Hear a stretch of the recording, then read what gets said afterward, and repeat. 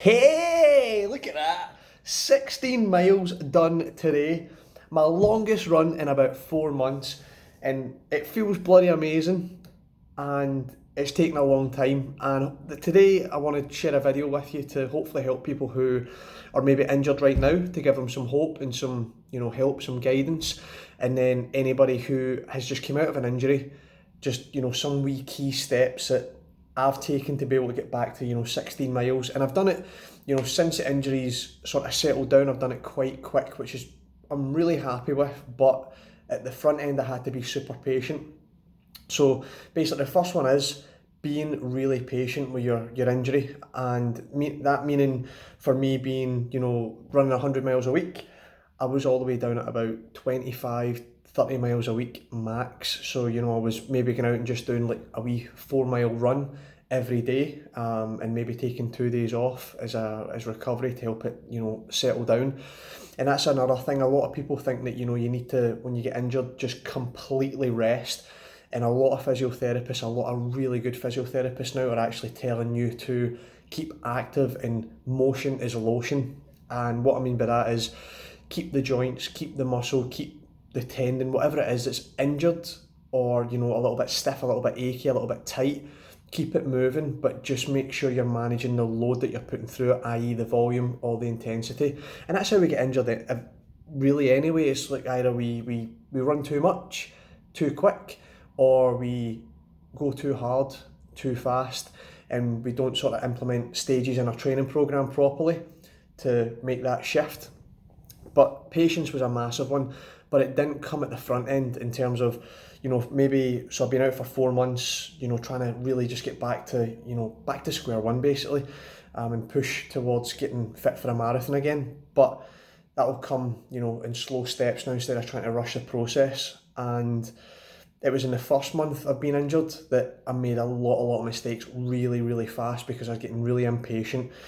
I wasn't managing the load properly. I would put the load up way too quick, within a couple of weeks, and I'd be back to square one. I'd be back to not being able to walk properly on my posterior tibialis, and I was basically just banging my head against the wall. So if you are somebody that's injured just now and you feel that you are banging your head against the wall, just take a wee step back, take a wee breather, and gain perspective and be like, right, it's just running. It's just running. It's just one foot in front of the other. You get a family, you get good friends, you get work, you get your health, you get people around you to give you that support, that network to take your mind off of just the one thing that's just one bad apple that's spoiling the whole lot.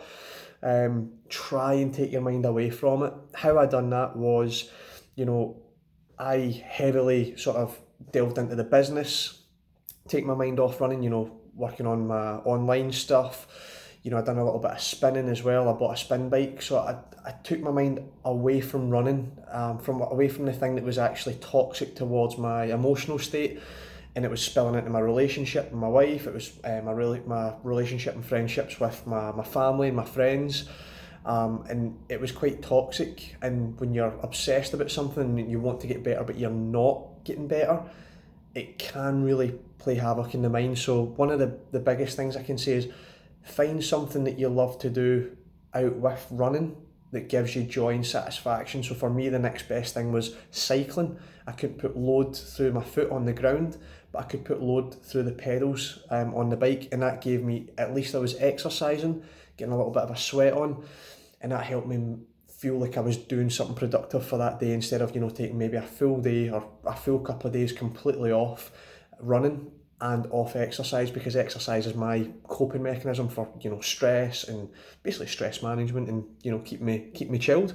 Hopefully it is for a lot of people out there as well. There's a lot of benefits. The next one is persistence being that it is going to be at the start. So say like the posterior tibialis, it was still sore while I was loading it up. If I was doing a 3 mile run, a 4 mile run, a 5 mile run, there'd be some days where maybe I'd do a 3, 4, 5, 6 mile run, Monday, Tuesday, Wednesday, Thursday.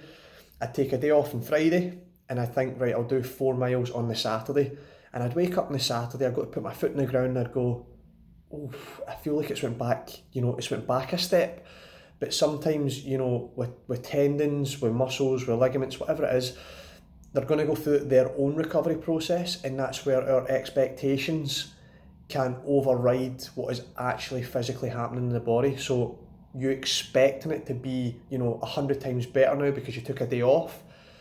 Just because you expect that doesn't mean to say the body's going to actually give you that. So it's trying to make sure that you don't have those high expectations and overestimate where you're going to be, just because you taking a day off. So over expecting, that was one thing that, again, would really sort of take it to heart, and it would play with my emotional state as well, where I just expect the next day, because it was really good on the Thursday, taking a day off, it's going to be even better on the Saturday.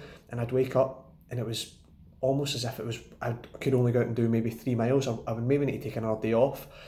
But being persistent, just like our physiology, our tendons and our ligaments have a recovery cycle as well, where you load them up, they can have a wee bit of trauma, and then they stitch themselves back up, and then they become stronger through the load that you've given it. But it takes its time, and it's going to basically take how long it wants to take to recover.